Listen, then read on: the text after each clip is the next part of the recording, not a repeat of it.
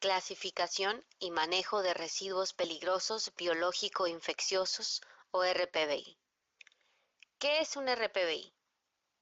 Se trata de una clasificación que existe en México para denominar a cierta clase de desechos que por sus características implican un riesgo para la salud y el medio ambiente. ¿Qué factores se requieren para que un residuo sea considerado RPBI? Para que un residuo sea considerado RPBI, debe contener agentes infecciosos que, de acuerdo a la norma, se definen como cualquier organismo capaz de producir enfermedades, siempre y cuando se encuentre en concentración suficiente, en un ambiente propicio, en presencia de una vía de entrada y en un hospedero susceptible. En nuestro país existen antecedentes que narran que ya entrado el siglo XIX se establecieron medidas de saneamiento ambiental obligatorias, inclinadas a tratar de controlar las recientes epidemias que diezmaban a la población por su gran letalidad. Fue el 25 de enero de 1872 que se publicó en México el decreto que señala el primer reglamento del Consejo Superior de Salubridad, fundamento del marco jurídico sanitario de nuestro país. Posteriormente, en 1991, la Dirección General de Salud Ambiental de la Secretaría de Salud inicia los trabajos tendientes a elaborar una norma de residuos peligrosos biológico-infecciosos o RPBI que finalmente es emitida por la Secretaría de Medio Ambiente y Recursos Naturales o Semarnat. Las razones que llevaron a establecer un marco normativo a este respecto derivan de la preocupación pública por la presencia de microorganismos en los desechos hospitalarios y el peligro potencial de que pudieran causar enfermedades en la población.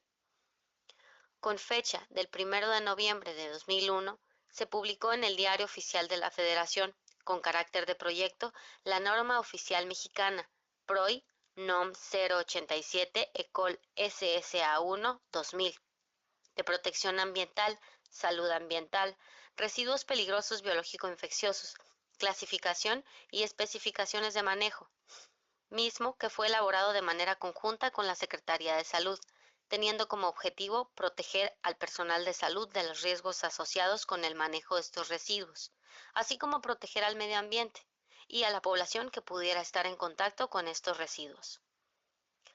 Para efectos de la norma oficial mexicana, se consideran residuos peligrosos biológico-infecciosos los siguientes. Sangre.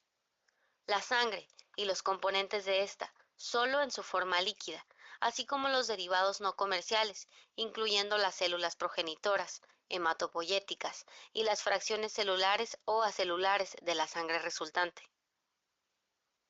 Cultivos y cepas. Los cultivos generados en los procedimientos de diagnóstico e investigación, así como los generados en la producción y control de agentes biológico-infecciosos, utensilios desechables para contener, transferir, inocular y mezclar cultivos de agentes biológico-infecciosos. Patológicos. Los tejidos, órganos y partes que se extirpan o remueven durante las necropsias, la cirugía o algún otro tipo de intervención quirúrgica que no se encuentren en formol, así como las muestras biológicas para análisis químico, microbiológico, citológico e histológico, excluyendo orina y excremento.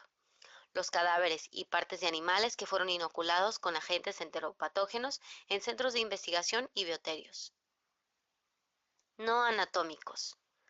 Son residuos no anatómicos los siguientes: los recipientes desechables que contengan sangre líquida, los materiales de curación, empapados, saturados o goteando sangre, o cualquiera de los siguientes fluidos corporales: líquido sinovial, pericárdico, pleural, cefalorraquídeo o peritoneal.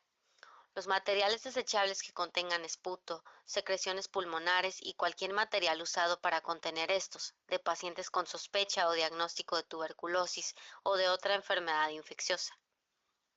Los materiales desechables que estén empapados de secreciones de pacientes con sospecha o diagnóstico de fiebres hemorrágicas, así como otras enfermedades infecciosas. Materiales absorbentes utilizados en las jaulas de animales que hayan sido expuestos a agentes enteropatógenos.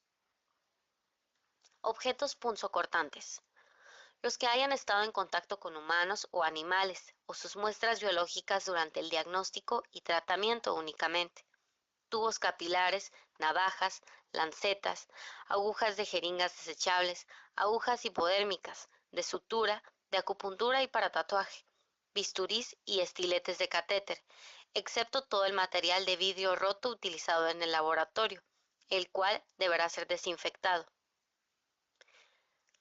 En las áreas de generación de los establecimientos generadores se deberán separar y envasar todos los residuos peligrosos biológico-infecciosos, de acuerdo con sus características físicas y biológicas infecciosas, conforme a la tabla siguiente de la norma oficial mexicana.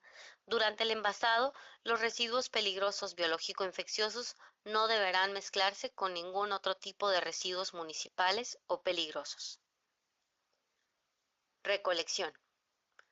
La recolección y el transporte de los residuos peligrosos biológico-infecciosos referidos en la norma oficial mexicana deberá realizarse conforme a lo dispuesto en los ordenamientos jurídicos aceptables y cumplir lo siguiente. Solo podrán recolectarse los residuos que cumplan con el envasado, embalado y etiquetado o rotulado, como se establece en la norma oficial mexicana. Los residuos peligrosos biológico-infecciosos no deben ser compactados durante su recolección y transporte. Los contenedores referidos anteriormente deben ser desinfectados y lavados después de cada ciclo de recolección. Los vehículos recolectores deben ser de caja cerrada y hermética, contar con sistemas de captación de escurrimientos y operar con sistemas de enfriamientos para mantener los residuos a una temperatura máxima de 4 grados Celsius. Además, los vehículos con capacidad de carga útil de 1000 kilos o más deben operar con sistemas mecanizados de carga y descarga. Durante su transporte, los RPBI sin tratamiento no deberán mezclarse con ningún otro tipo de residuos municipales o de origen industrial. Tratamiento.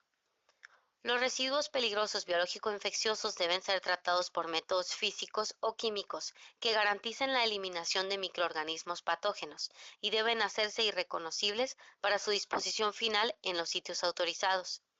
Los residuos patológicos deben ser incinerados o inhumados, excepto aquellos que estén destinados a fines terapéuticos o de investigación. Disposición final. Los residuos peligrosos biológico-infecciosos tratados e irreconocibles podrán disponerse como residuos no peligrosos en sitios autorizados por las autoridades competentes.